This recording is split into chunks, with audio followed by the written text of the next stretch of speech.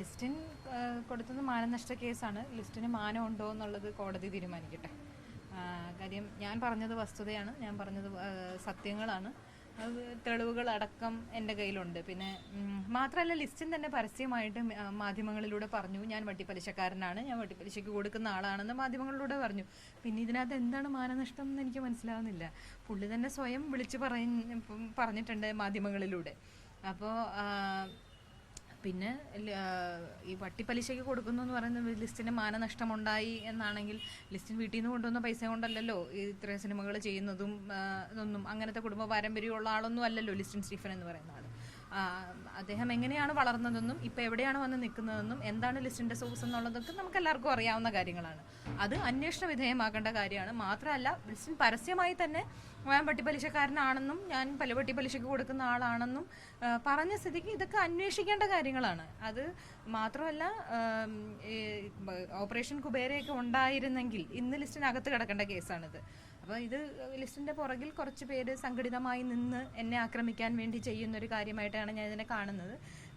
എന്തായാലും അവർ ചെയ്യട്ടെ, അവർ ചെയ്യാനുള്ളതൊക്കെ ചെയ്യട്ടെ, ഭയപ്പെടുത്താൻ ശ്രമിക്കട്ടെ. ഇതൊന്നും ഞാൻ എൻ്റെ നിലപാടിൽ ഞാൻ ഉറച്ചു നിൽക്കുകയാണ്. ഞാൻ പറഞ്ഞ കാര്യങ്ങളിലെല്ലാം എനിക്ക് ബോധ്യമുണ്ട്. എൻ്റെ ബോധ്യത്തിൽ നിന്നാണ് ഞാൻ ഇതെല്ലാം പറഞ്ഞിരിക്കുന്നത്. മാത്രമല്ല, ഇൻഡസ്ട്രി മുഴുവൻ അറിയാവുന്ന കാര്യമാണ് ഇതെല്ലാം. അപ്പോൾ ഇതൊന്നും ഒളിച്ചും പാത്തും പറയേണ്ട കാര്യങ്ങളും അല്ല, ഞാൻ പറഞ്ഞതെല്ലാം സത്യങ്ങളാണ്. അപ്പം ലിസ്റ്റിൻ ഈ മാനനഷ്ട കേസും കൊണ്ട് ഉദ്ദേശിച്ചത് എന്താണെന്ന് എനിക്ക് സത്യത്തിൽ മനസ്സിലായിട്ടില്ല.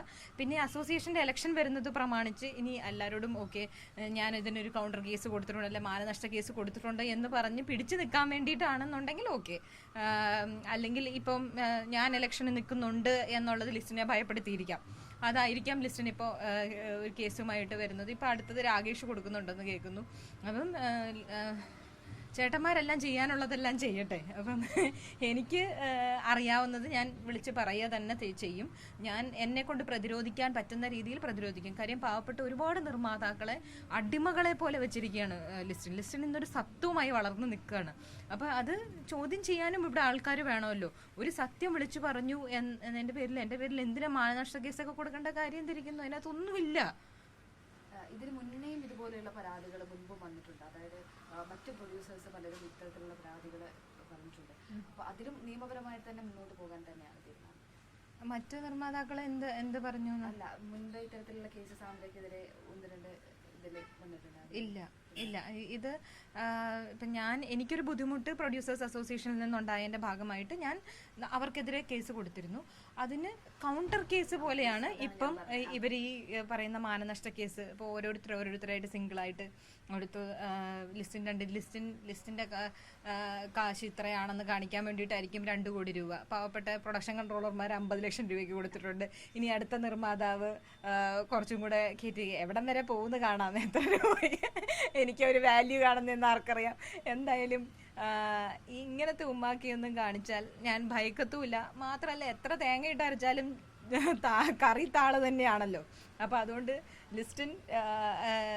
ലിസ്റ്റിനോട് എനിക്ക് പറയാനുള്ളത്, ഇങ്ങനെ കാണിക്കുന്ന അല്ലെങ്കിൽ ഇങ്ങനെ ഈ ഉപദ്രവിക്കുന്ന രീതി നിർത്തുക. ഒരു അസോസിയേഷൻ്റെ തലപ്പത്ത് കയറി ഇരുന്ന് കുറച്ച് പേരെ കൂട്ടും പിടിച്ചുകൊണ്ട് മറ്റ് നിർമ്മാതാക്കളെ ദ്രോഹിക്കുക എന്ന് പറയുന്ന പരിപാടിയിൽ നിന്ന് പിന്മാറുക. പുള്ളിയുടെ പടങ്ങൾ വിൽക്കുക, പുള്ളിയുടെ സിനിമകൾ വിൽക്കുക എന്നുള്ളൊരു ദുരുദ്ദേശത്തോടു കൂടി മാത്രമാണ് പുള്ളി അസോസിയേഷനിലിരിക്കുന്നത്. അല്ലാതെ മറ്റൊരു നിർമ്മാതാക്കൾക്കും മറ്റ് സിനിമകൾക്കും ഒന്നും ഒരു ഗുണവും ചെയ്യുന്ന രീതിയിൽ ഇന്നേ വരെ ലിസ്റ്റിൻ പെരുമാറിയിട്ടില്ല. അല്ലെ ലിസ്റ്റിൻ്റെ ഭാഗത്തു നിന്ന് ഒന്നും ഉണ്ടായിട്ടില്ല.